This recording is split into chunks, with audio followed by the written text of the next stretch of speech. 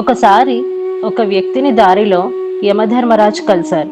అయితే ఆ వ్యక్తికి అతను యమధర్మరాజు అని తెలియదు. యమధర్మరాజు ఆ వ్యక్తిని తాగడానికి నీళ్లు అడిగారు.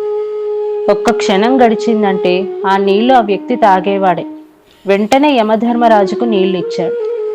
నీళ్లు తాగిన తర్వాత యమధర్మరాజు ఆ వ్యక్తితో చెప్పాడు, నేను నీ ప్రాణాలు తీయడానికి వచ్చిన యముడిని, కానీ నీవు తాగడానికి నాకు నీళ్ళిచ్చి నా దప్పిక తీర్చావు. కావున నీ తలరాత మార్చుకోవడానికి నీకొక అవకాశం ఇస్తున్నాను అని యమధర్మరాజు ఆ వ్యక్తికి ఒక డైరీ ఇచ్చారు. నీకొక 5 నిమిషాలు టైం ఇస్తున్నాను. ఇందులో నీకు ఏం కావాలో రాసుకో, అది జరుగుతుంది. కానీ గుర్తుంచుకో, నీకు సమయం కేవలం 5 నిమిషాలు మాత్రమే. ఆ వ్యక్తి డైరీ తీసుకొని ఓపెన్ చేశాడు. మొదటి పేజీలోనిది చదివాడు.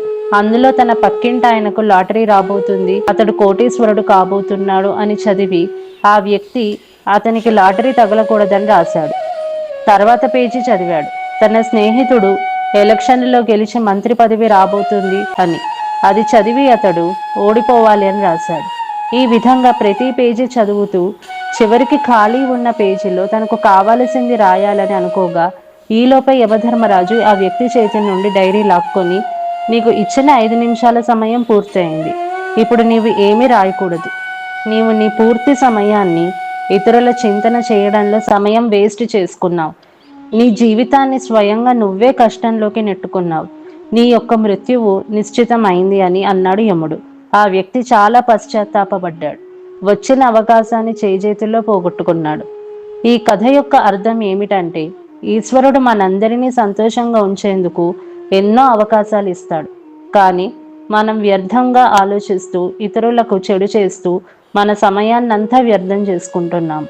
ఎవరైతే ఇతరులకు సదా సుఖాన్ని ఇస్తూ ఉంటారో వారిపైన సదా ఈశ్వరుని కృప నిండి ఉంటుంది.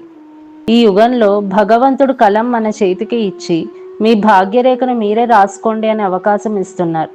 కానీ మనము పరచింతన చేస్తూ సమయం వేస్ట్ చేసుకుంటున్నాం. మన అదృష్టాన్ని మనమే వంచన చేసుకుంటున్నాము.